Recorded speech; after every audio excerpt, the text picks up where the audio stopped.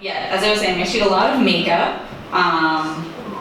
This is a fun little nail polish swirl I got to do. Then I shoot a lot for magazines as well. So this is something that I had shot for JW Marriott. They have a magazine inside all of their hotels. I shoot a lot for this magazine too called Nail It. I shoot for a lot of other magazines as well. Elle, In Style, Essence, Ebony. Those are some of my typical clients that I shoot for regularly. Then I also shoot some advertising as well. So this was for ProFoot, which ironically, it's usually the images that are the least interesting and that are often some of the easier ones to do that tend to pay the bills. This one I did for Belova, and this one for Tag. And then I also shoot a lot of book covers too, which are super fun to do. This one, obviously, The Revenge Playbook.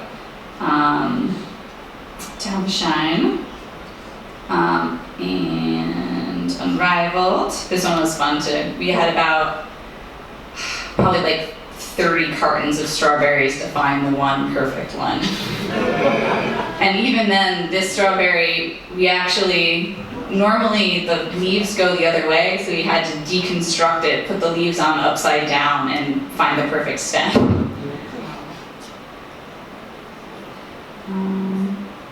Okay, so I'll tell you guys a little bit about how I got to be where I am today. I graduated about 10 years ago now. I went to RIT, which is Rochester Institute of Technology in upstate New York. It was a very technical focused art college, which is a really interesting combination. It worked out very well for me, and I think one of those reasons is that we had really great professors that were really willing to help us and give us extra, I guess, attention as long as you ask for it. So, my first piece of advice would be definitely, make sure that you talk to your professors about what you're interested in, just learning they have such a large wealth of information, and people tend to be really generous if you just ask for it. For instance, Eli actually, my very favorite intern and assistant that I've had, I came from your school and she was absolutely amazing, and she just happened to ask him, if he knew of a photographer that was looking for an intern. Let's see. Sorry. So anyway, so another thing that you guys have going for you being in school right now that you kind of have over people that have graduated right now too, is that you're learning a lot of new technology that a lot of photographers and other assistants that have been out there for a while don't have as much access to. I mean, even basic stuff, like this might sound kind of crazy, but I have asked my interns and assistants a number of times, like, how can I make my Instagram better? You guys it is actually a really important tool nowadays to be able to use social media in that way. So, obviously all the technology that you learn while you're in school, plus this new ability of all this social media stuff, it's kind of amazing how much that does actually come into play in the real world. So, sorry guys. Another thing that I would have to say to you about the importance of college and what you're going to gain here is that everyone around you right now, because from what I understand, you guys have some different interests, whether it's design or photography. These are the people that are going to be hiring you and the people that you're going to be hiring. So, like the future designers and art directors, you should really make this time to meet the people that are the future photographers.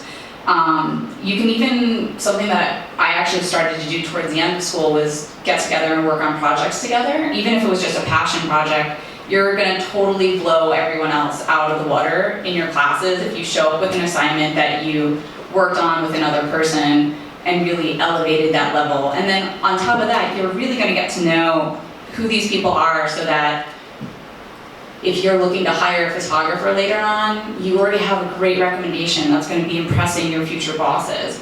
Or if you're a photographer, you know the people that you can go to start asking for jobs once you're out of school. And I think really if you guys at least take that away from this, I feel as though I've contributed something for the evening. I can trace a lot of my jobs back to my school connections. For instance, Eli, who I mentioned earlier, we actually shot, I met Eli through my agent who also went to RIT, but this is a project that Eli and I worked on together. He created these really awesome sports figures while I photographed them. So we took shoelaces that kind of pertain to different sports and then created them into these really beautiful gesture figures.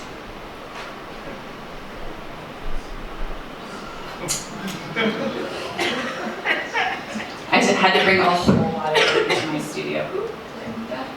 Can you guys look? Okay, there you go. To make this shot come to life. So after school, during my summers while I was in school, and after school when I graduated, I did a lot of assisting, which is pretty much grad school for a photographer. Make sure that if you are interested in photography, that you assist the people whose work you admire the most. To this day, the photographers that I assisted still are a huge influence on my life, and I will meet with them regularly to discuss my work and where my career is going. This can obviously be said for really any of the different, if you're looking more to go into design or art directing. And I did this through, once again, some school connections, and as well as doggedly asking these people to please give me a job over and over again. You'd be surprised, because when I was in school or when I was in your position, I didn't know this, but a lot of times when I reach out to people and they would get back to me, I thought, oh, they don't like me, they're not interested. 9 times out of 10, now that I'm in that position, it's just I'm too busy and I don't have a chance to answer an email, or maybe at this particular moment, I don't need that person for this job. But if they are the first email in my inbox when all of a sudden I do need a new assistant, they're going to be the person that I answer, just for sheer fact that out of convenience, and sometimes too out of respect, that if somebody is consistently asking to work with me, I know they're going to be somebody that's excited to be working with me. So that's something that I find very important.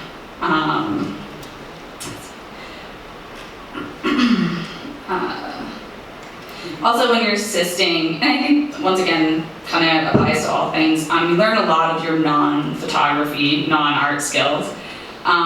Anything from how to talk to a client, to how to do billing and bookkeeping, to really specific things like what cleaners will eat right through plastic if you try to clean them, and which has happened, and which photo rentals houses you can get a camera quickly enough so that your client doesn't notice that yours just died. All those little things are something that you really can't learn in school, and you really only learn on the job. So another thing I wanted to address real quick too is for the ladies out there, especially if you're looking for a job in photography. For me, when I first started assisting, I was lucky that I got in with a couple of photographers that I really liked, but it can be a little hard at times too when you're first starting to assist. I found some people would pass over me initially because they thought that I couldn't carry things as heavy as the next guy. But of course I always ended up carrying 10 times more and breaking my back. But I would have to say that just keep on going forward, and honestly most of the people that would pass you over for jobs you don't really want to work for anyway. I actually literally, before I had a slow period while I was assisting, and I thought very hard about changing my website and my email and my cover letter to say Chris Blackburne instead of Christine Blackburne. But in the end, it all worked out. So, a show of hands, how many of you guys are actually interested in doing specifically photography? Okay, so we've got a couple of you guys, that's good. So I'll talk a little bit more too about some of the things that are kind of particular to assisting, which I think is, once again, it's your grad school once you leave college. It's really, really important.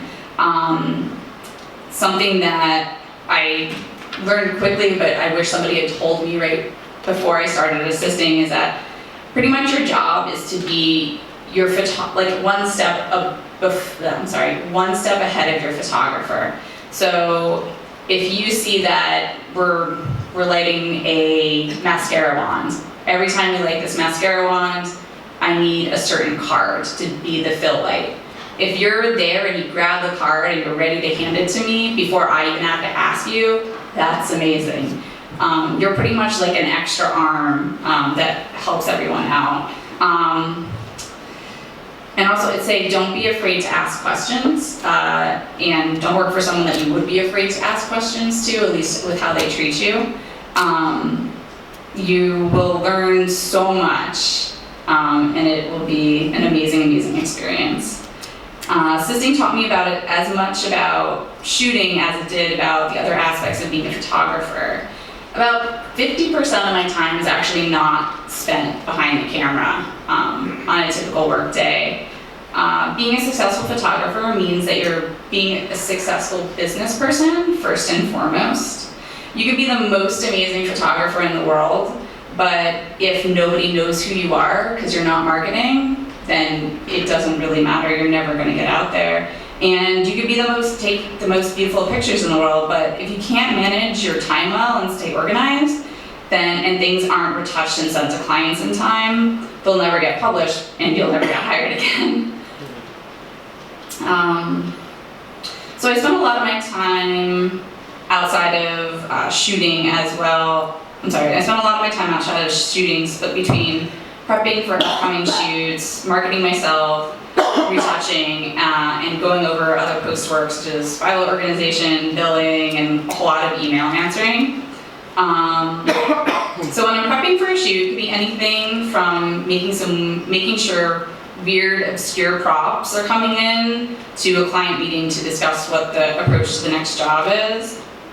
Let's see, so for instance for this one, this ended up being a book cover for HarperCollins, and you'd think that the creating vines to spell words would be the hardest part, but actually what ended up being the hardest part was the client was in love with these purple leaves, which apparently only grow naturally at a very short period of time during the year, so we had to special order them from Italy and have them rush shipped over. And the even funnier part is I think they still probably weren't in the right season, so you could tell that they had spray painted them a little bit. Like as long as it looked good for the photo, everyone's happy. So this is another book cover that I did. And for this one, we had to find a cicada, which luckily being in New York City, there's some really awesome shops. We got our cicadas at Evolution, which is a really cool store if you've never checked it out before.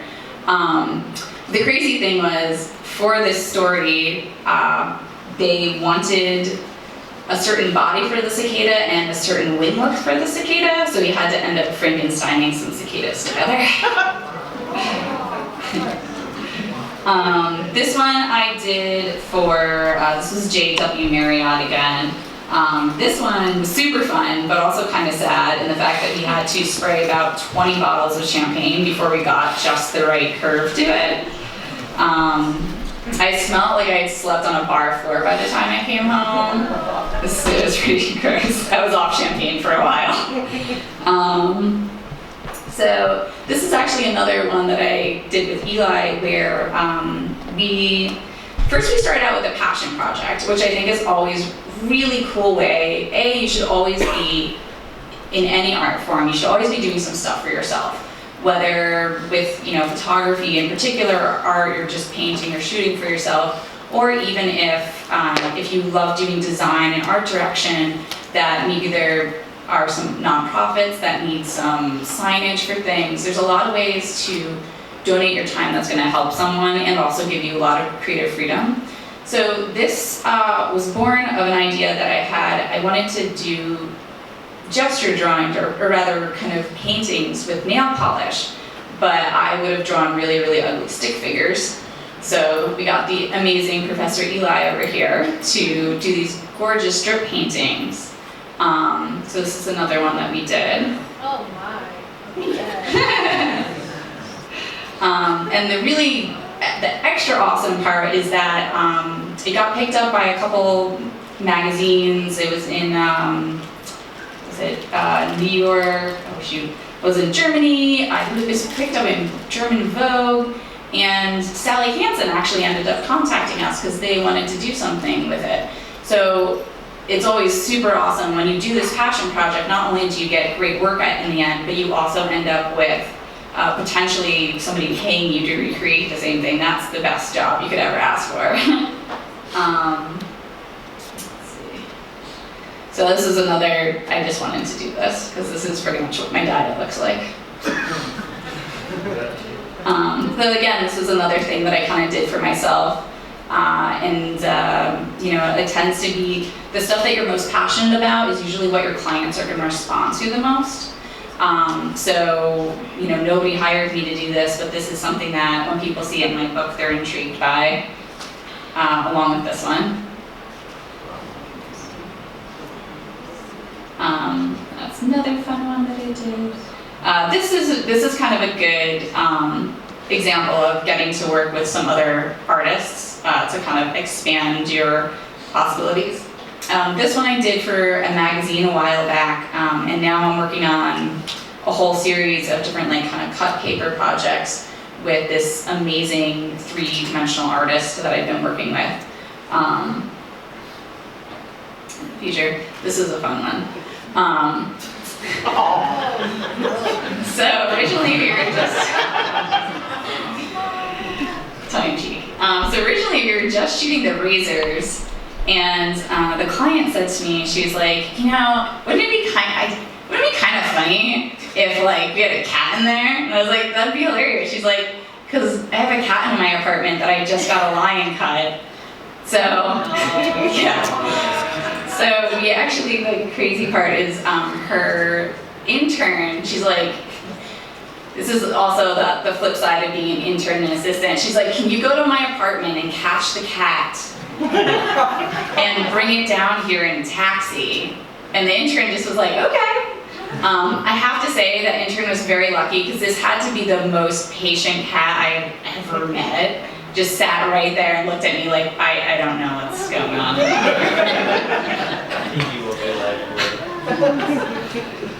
This is another really fun one that I did with some makeup explosions.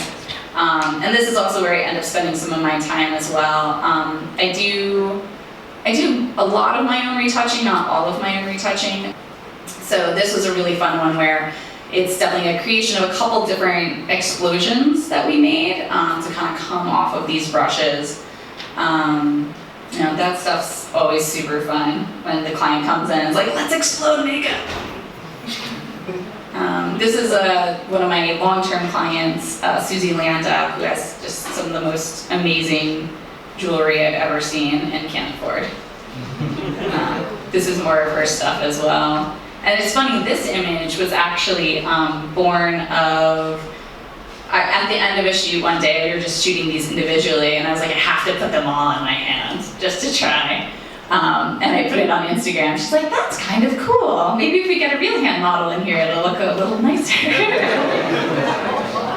She didn't say that, but it was gently implied. And then this is more of her stuff, which is really, really nice. So this is the last image that I have here. Once again, this is another one that I just kind of thought was hilarious. and I shot for myself, and it's never left my portfolio. People always like it. So it's kind of funny too, the work that you do that tends to catch people's eye is not, even though they want to see something very, very technical in your work and everything's laid out and beautiful, whether you're a photographer or a designer or art director, it's the images that stay with people that are usually a little bit more tongue-in-cheek, or there's something about them that you have an emotional connection with them, whether they're funny or sad or they touch you in some sort of a way, that really end up being what gets you remembered. So those are all of my images. Sorry guys. Let's see. Oh, the one other thing that I kind of skipped over that I wanted to touch on too, and I guess I talked about it a little bit, is again the importance of really doing stuff, marketing for yourself, which is a combination of shooting stuff like this, as well as making sure that you take the time to make sure your name gets out there. Really in any sort of artistic endeavor, I spend a lot of my time, even though I have an amazing agent who also does, I spend a lot of my time just making sure people see my work and know who I am. And especially in this very digital age, there's so much information out there. There's so much access to these people at magazines and ad agencies that you can kind of feel like you're screaming into an abyss. But it's something that, images like this, things that stay with people, and the constant just poking people gently and kindly to remind them that you're around is super important. So yeah, I'm super lucky that I get to do this amazing job. I pretty much get to finger paint with makeup every day, or play with hundreds of thousands of dollars of jewelry I can't afford. For me, it's a passion of light.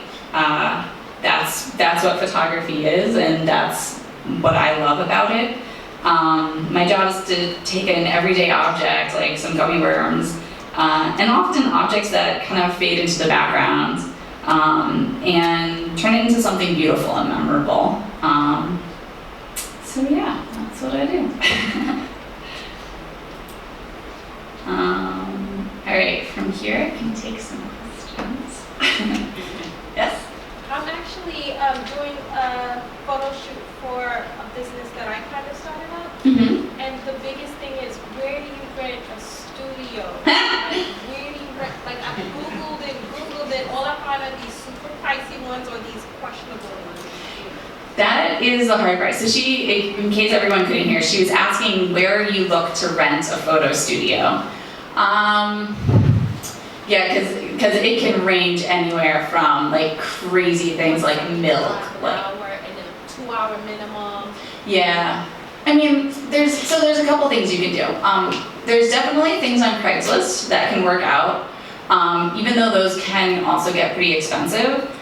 I would almost say find a friend who has like a big apartment and move the furniture to the sides and make that because I have a lot of friends who they pretty much, that's why they even moved into their particular apartments, is because they knew that they could just move the furniture aside and do photo shoots there. So that would be my best recommendation. Only other, and Craigslist, you can find a couple things there. But you're right too, I would also say, before you give anyone any money on Craigslist, make sure you go and look at the place first. Make sure, if you can actually go to a physical location, I'd say 99 times out of 10, it's real. Make sure you get everything in writing. It's always good too if you can ask for kind of sources, other people that have used their space before. But that'd be my 2 cents. And then, do you think I should have them sign like a location release, or in certain photo shoots you do like a release form for the model? Usually you don't need to do a release for the location itself. The only thing that you might want to make sure is that they have, especially if they're a studio that they're renting out, they should have their own insurance. So if like something breaks or if the model gets hurt or something like that, they're not gonna come looking to you to fix things. Yeah. Thank you. You're welcome. Yes. Hi, my name's Chris. Hi, Grace. Professor Eli. Rapid fire question. What was your most nerve-wracking experience on a shoot, and what did you take away from that? That's a good question. I think one of my most nerve-wracking experiences was actually before a shoot. It was about a day before a shoot. I was about to shoot this book cover that, like, the main back of the book cover was a car hood. And car hoods are really hard to find, especially if you want one that's cheap and is a specific color, but it doesn't matter what the car is. So I went around to called around to a lot of places, went to a lot of junkyards. I finally found one that would let me actually go in and look at the hoods, because most places are like, it's too dangerous, we can't let you, just tell us what freaking car you have, lady. So I go back there and I find a perfect hood. It's this old Volkswagen hood. It's gonna be great. I say, I'm coming tomorrow, or no, he said that he would deliver it to me the next day, as they do. And the next day comes, it's the day before the shoot, and I'm waiting. So I call up the guy, I'm like, where's this car hood? He's like, oh, I sold it to someone else. And this was a big shoot. I already booked the prop stylist, it was for a book cover, which is a pretty big deal, so it's not like I can just be like, sorry guys. So I had to, took a moment, almost cried for a second there, and I called my agent and I was like, can you come with me to this place and help me rent a truck? Because I need to go find a hood right now. So luckily, one of my agents was amazing, and he got a truck in the city, came over to me, picked me up, we went to this place, yelled at this guy who had already taken my money, and we were like, you were letting us back there into that lot, I'm picking whatever hood I want, and I don't want to hear anything about it. Yeah. So that's literally what we did. It was definitely a little nerve-wracking too, because these guys weren't super happy with me being like, I'm taking what, I'm getting what I want.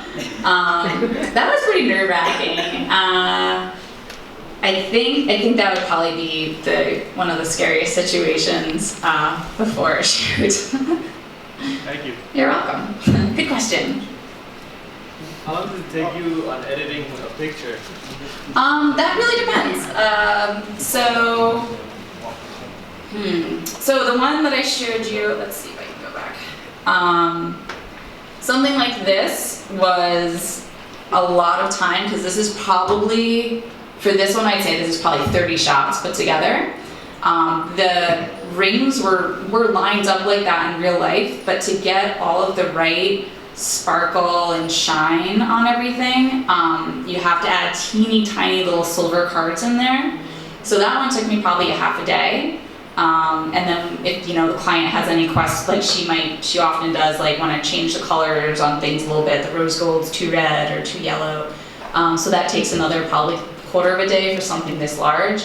This one probably took me a full day, because it's made out of a couple different explosions, as well as there's a shot for the bottom part of it, there's a shot for the top part of it, there's a shot for all the little, the dust coming off.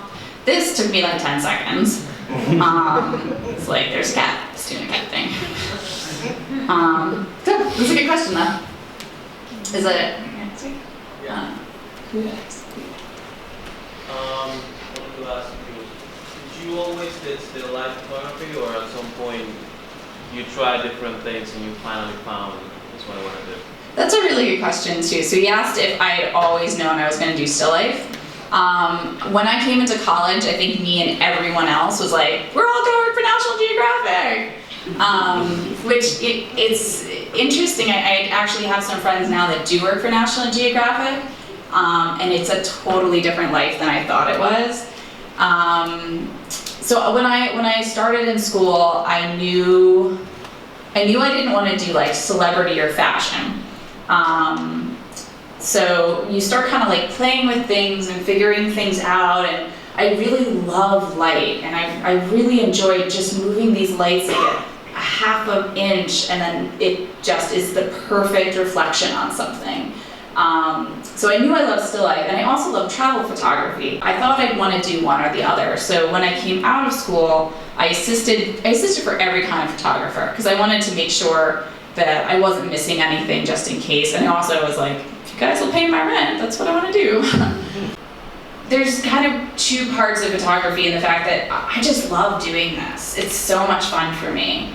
And because that's a big part of why I do it, and that's a big part of why I love my work. So that doesn't really ever go away. Like, I always know if I see an image and I love it, I know I love it. But it is also really hard when you do have people, like I've definitely had periods where in the photo industry, or really advertising magazines, people will switch jobs all the time. So I've definitely had periods where it just seemed like everyone had just switched jobs and they can't always bring you with them. So I'm like, everyone hates me, no one's calling me. And that's really depressing, obviously. But I kind of found that coming back to shooting for myself and creating new imagery, that really helped me kind of get out of those funks.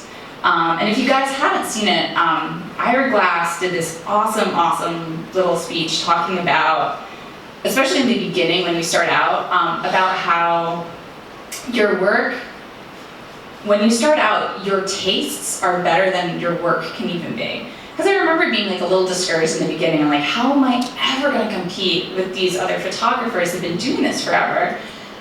So his whole little speech kind of talks about, you know, in the beginning, you have such high standards because you know what's good and you have a good eye. And then slowly your work has to catch up to that, and it will. But you have to make a ton of crap before you make that beautiful image. And you make some really cool stuff along the way too.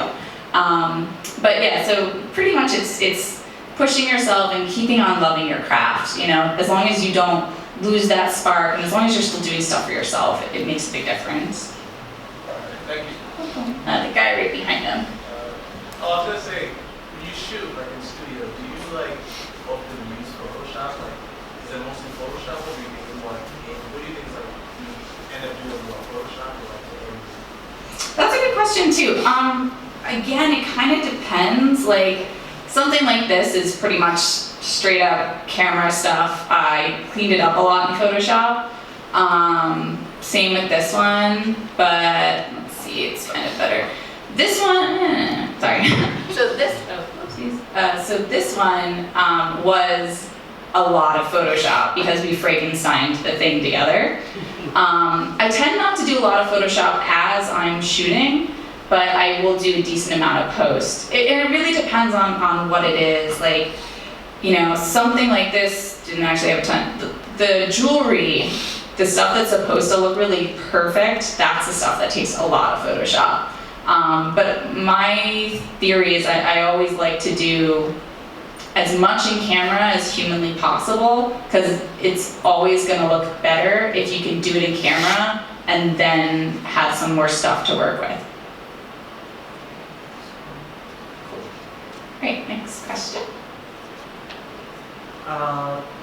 Do you remember like your first big project, like the first time you actually start working like real big? Mm-hmm. The first really big project. So my first really big project was for Victorinox, Swiss Army, and you know, I'd done some little magazine stuff before, and you know, was shooting for a couple little jewelry designers, and then my friend was working at Victorinox, and he's like, yeah, I recommended you for this job, I think you're gonna be great. I'm like, what are you talking about? I've never done anything like that before. And he's like, well, you know, I just told him that you shot for, you know, like, you know, these other watch brands. And I was like, no, I shot them inside of a magazine. The watch brand didn't come to me. They're like, they don't know that. They see a picture of a watch, they like it. So it was important for me that it really a lot of times it's true, you gotta fake it until you make it. You don't wanna get in over your head, but you know, let your friends pump you up and say hooray, but sometimes you just gotta jump in at the deep end and believe that you know how to swim. That's all right. I took art director's position, and the first thing they asked me, do you know situation? Do you know Excel? I said, yeah, I know the whole lot of them. Literally, once you know one, you know them all. But like, you really have to like have the gift of gab and just take that chance and have like a crazy friend in the background saying, yeah, you could totally do that. Yeah. Like, you know, you don't, like I said, like you want to make sure that you're not going to be like, sure, I know how to, you know, wrangle goats. I don't know, but like something completely unrelated. But as long as you've got 85% of it, nobody, like you're competing against other people that also are saying, yes, I can do that, that only have 85% of it. Back behind you guys? Have you ever worked for a really difficult photographer, and how did you handle that tough situation? So when I was assisting, I did work for one photographer who, so he was I knew I didn't want to do fashion, and honestly, I should remember this guy's name, but I can't. He was a really big fashion photographer. And somebody's like, you know, he's looking for a new assistant, he's gonna travel the world, you should look into this. And I was like, okay, you know, why not? And part of it was that fashion I don't have the patience for. There's too much ego in there for me. So I came to the shoot, I was doing a good job, and I noticed at one point, so I was the third assistant. It was a really big job. So, which means the photographer has his first assistant who pretty much does everything for him. Then there's a second assistant who helps the first assistant, and then there's a third assistant who helps carry stuff. So that was my job. But at this moment, the first assistant and the second assistant were in the other room, like dealing with catering. So I was the only one on set while he was shooting, and I could tell he needed an apple box, which is just like, you know, it's just a box, because I knew that he wanted to sit down while he was taking this shot. So I saw him getting lower.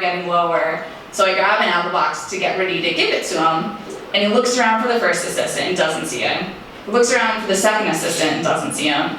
And finally he's like, ugh, and grabs the apple box from me. He didn't want to talk to me because I was the third assistant. I was like way too beneath him. So I was like, you know what, I'm done with that.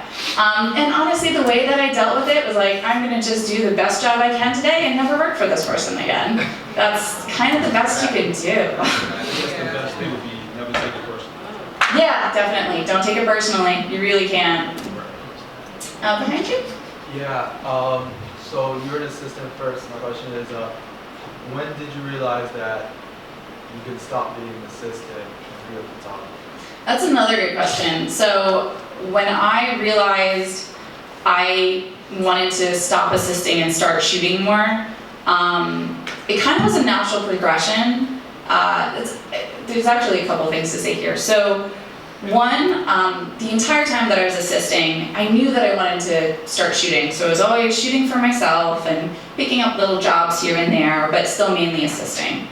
And I was also being very careful with my money. I was living in an apartment with supposedly 2 other people, but it was usually like 4 other people. I was very careful about where I was spending my money so that I knew at some point I was going to stop assisting and I was going to definitely have to decline in my income so that I could start shooting. Because a lot of times when you first start shooting after assisting, you're actually making less money at first.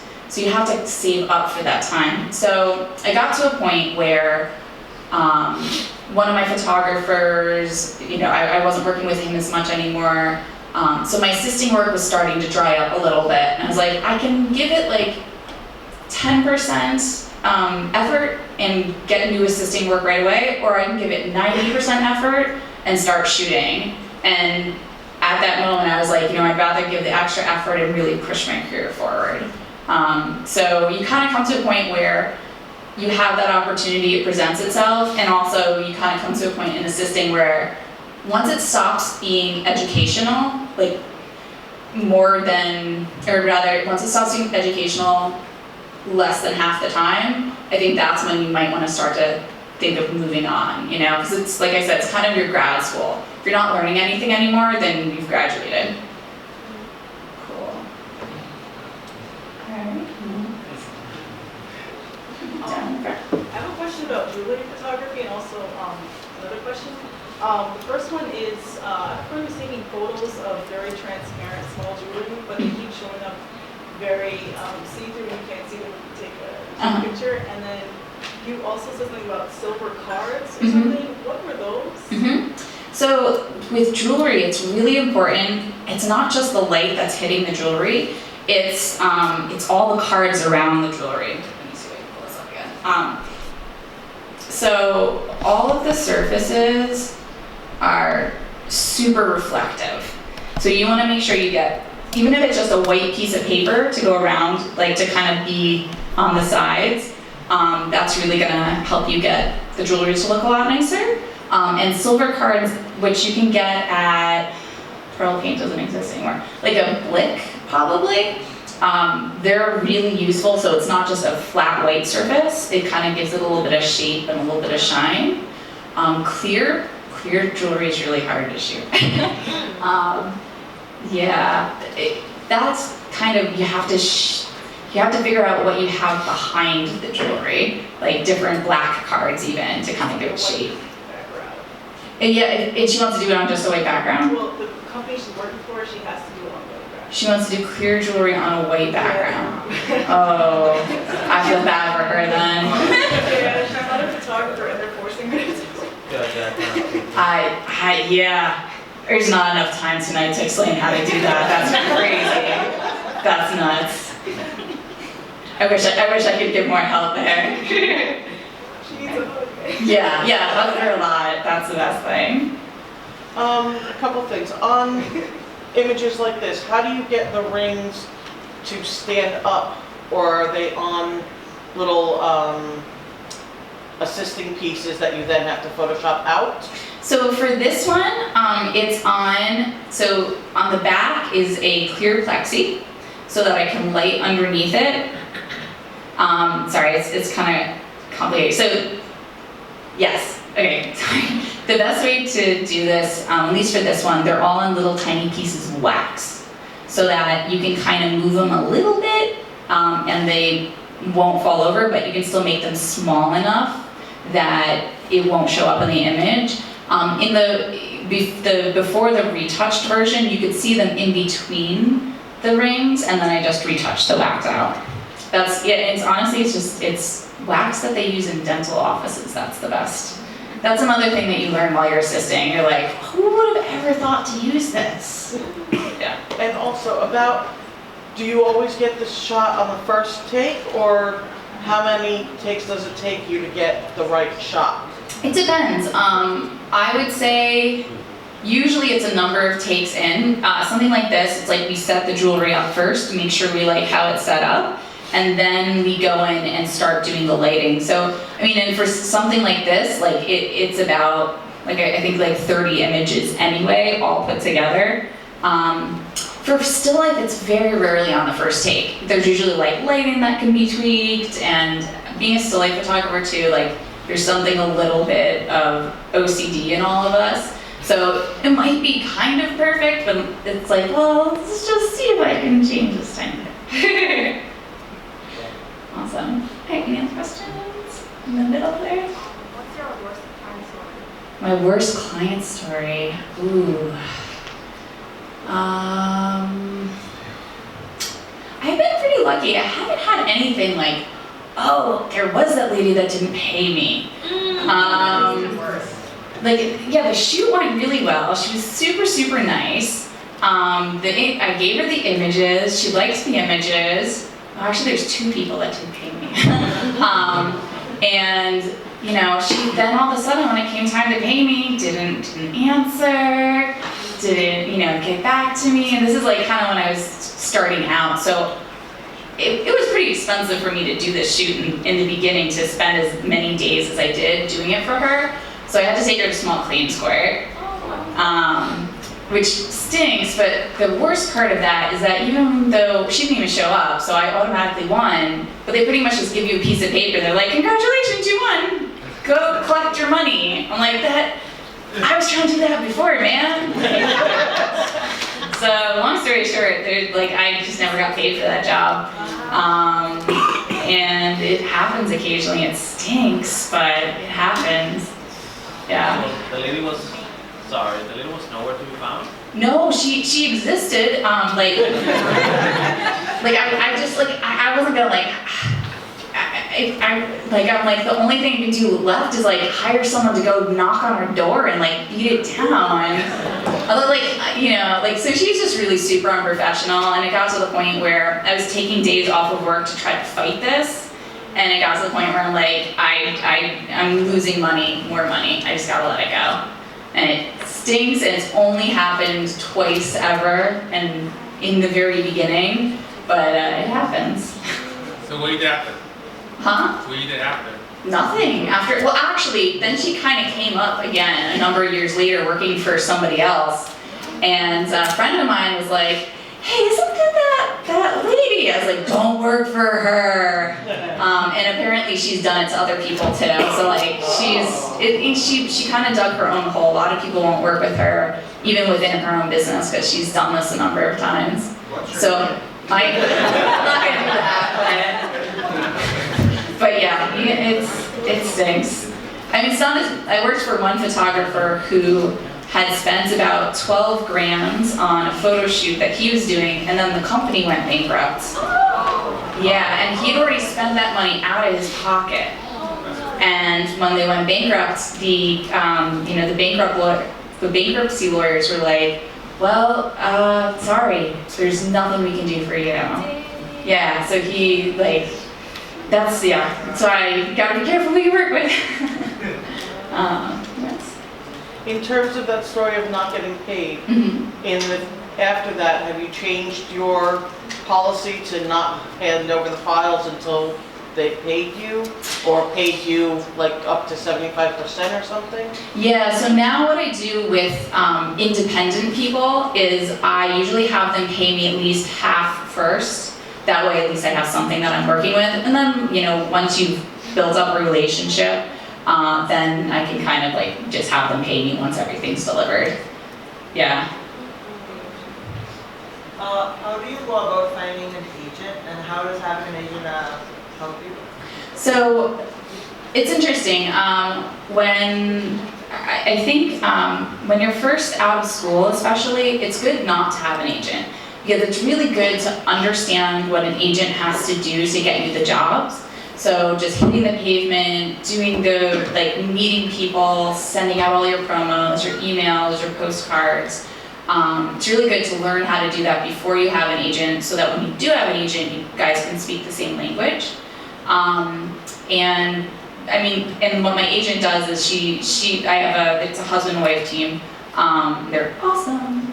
But I found them through, I've been looking for an agent for a while, and the great thing that worked out with them is so many other people felt kind of sleazy and used car salesmen.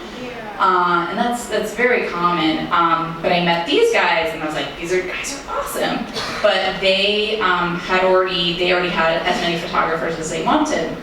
So kind of going back to my keep on poking people thing, I stayed in contact with them, and then when I started getting jobs that I didn't know how to bid, I didn't know what to charge, I'd contact them and be like, hey, I'll give you a commission, just can you help me figure, I don't know how much this should cost. And then after a while, we just started working together so much that they're like, let's just make this official. And that's the best way to find an agent, when it's a mutual thing, when neither party is desperate for the other one. It's really like a relationship, or a romantic relationship, I should say. It's obviously a relationship. Yeah, and how is that? Sorry. Okay. How exactly do they help you? Oh, okay, so the way the agents work is they go to a lot of meetings with my book, with my portfolio. They help me send out a lot of postcards, a lot of emails, and they have a lot of the personal relationships that I don't have time to do. So they are really kind of the PR for my company. They meet with people when I'm on a shoot, so I don't have to divide my time doing that. And they also do my billing and making sure I get paid, which is awesome. And in return, they take a certain commission on each of the jobs that I do. You're welcome. Time's up. Oh, When it comes to the book designs, like how much more is it from the creative process? It's, the book designs are actually pretty darn tight. Magazines, you get a lot of freedom a lot of the time. Sometimes they'll just be like, here's some stuff, we'd like to take pictures of it. You get to do whatever you want. But book covers, they've been in meeting after meeting after meeting and getting something so super defined that you have to do pretty much exactly what the idea is. But the fun thing is, you do that very specific idea, and then you can kind of, once you get that down, like your safety, then you can kind of push it and do something new and do something interesting. I actually did this one shoot where it was, we had to shoot like these different matches lighting on fire. So we did that, and we did like this other thing where we drew something in charcoal, and we ended up with like these tons and tons of matchbooks that we lit on fire. And we're like, what else could we do with this?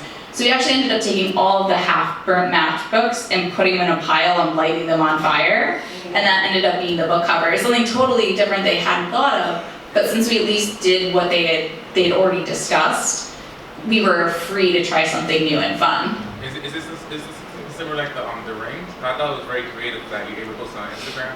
Oh yeah, yeah. I'm sorry, say that one more time? Is it something like the rings that you did? Like as far as you have to do the actual photo shoot, I guess the person loved the way you did the rings and stuff and decided to use that as a cover and stuff. Not cover, use that as the photo instead?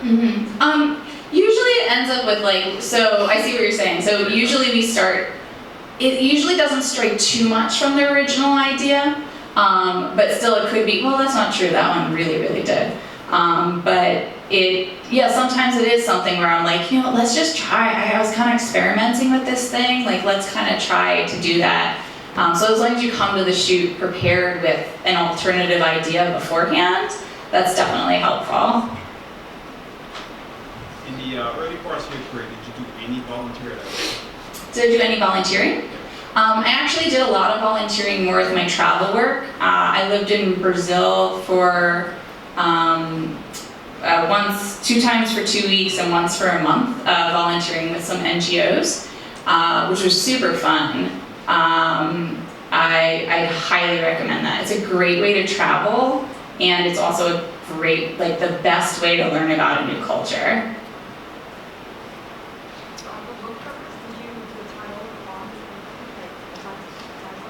Do we do the type for the book covers? So let's see. Most of the type for the book covers was, let's see, where are we here? So for instance, this one they did themselves. This we actually did in camera, which was really fun. I think I have another one up here. Sorry, I hope I'm not making you guys seasick with going really so fast. No, okay.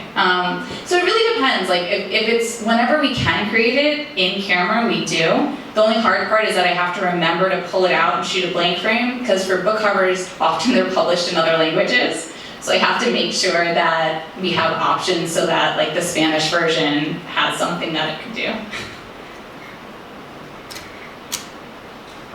With my photography, I started off with my iPhone and my mom's vacation camera. She buys every year, and she uses them every year.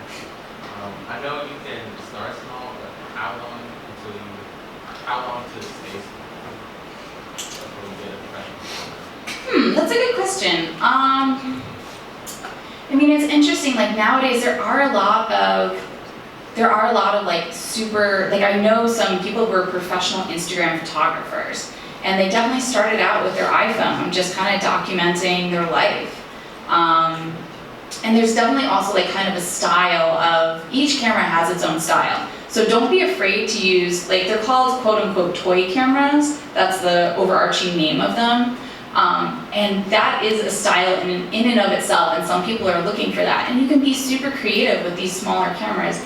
In the end, the camera does not make the photographer. It's a tool. It's not the artist. So, obviously having, being able to have some other tools can help you experiment more.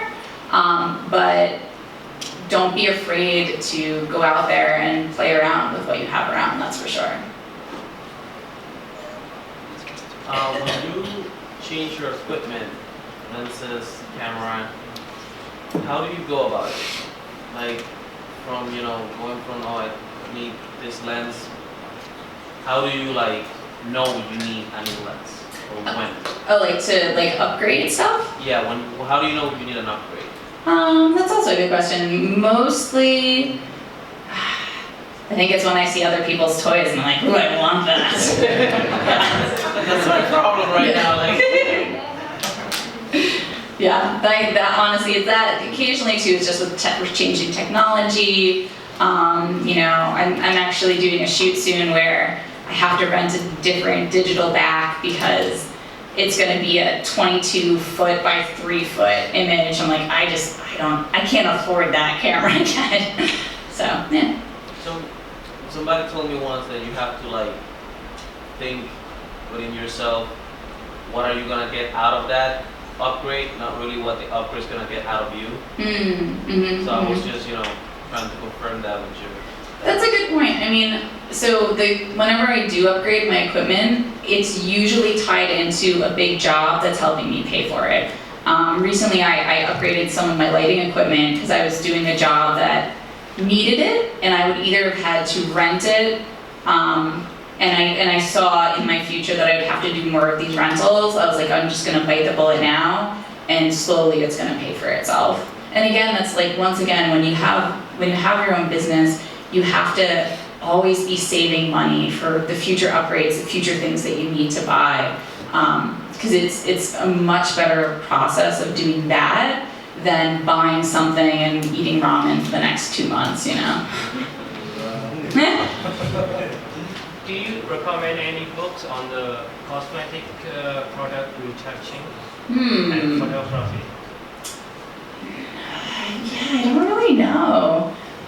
And there are a lot of good still life photography books out there, so I recommend that particularly. It's such a niche. I don't think there are a ton of books that are particular to cosmetic photography. That's a good question. You should write it. Yeah, seriously. Who haven't I asked? Go ahead, yeah. Oh, you should get it on iPhone. Actually neither. My camera is a Fuji GX680. It's like that big. It's huge. So sorry guys. But no, I actually do shoot Canon for myself when I can. I heard you mention that you prefer not to use Photoshop, just lighting. What's your take on the government trying to regulate Photoshop, the use of Photoshop? So I noticed that you work with cosmetics, you work with fashion industry, which is great, but what's your take on that? Should it be regulated? So are you talking about when people are over retouching women especially? Yeah. I have mixed feelings about that. Part of me feels like we shouldn't be, especially when it's poorly done, we shouldn't be making women look in ways that's not possible. When I came out of school, we actually did this tour with a bunch of other classmates around different ad agencies and different places in New York City that dealt with photography. One of these places was this big retouching firm, and they were currently retouching for Victoria's Secret. So I went in there, and you see the before image, you're like, she is hot. Oh my God, I will never look like that. There's no amount of Pilates that's getting me there. And then you see the after image, you're like, whoa, you didn't, why? There's no need for that. So I think, but on the flip side of it too, I do feel like,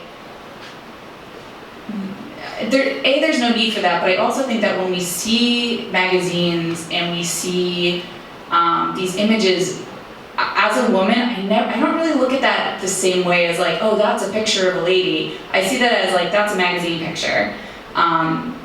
that that's probably because I'm in this industry that I kind of have that extra filter. My feeling in retouching is that it should look like you caught him or her on their best day ever. Like that is just them at their best selves, but not somebody that they could never be or don't resemble. So that's my take on that stuff. Like a last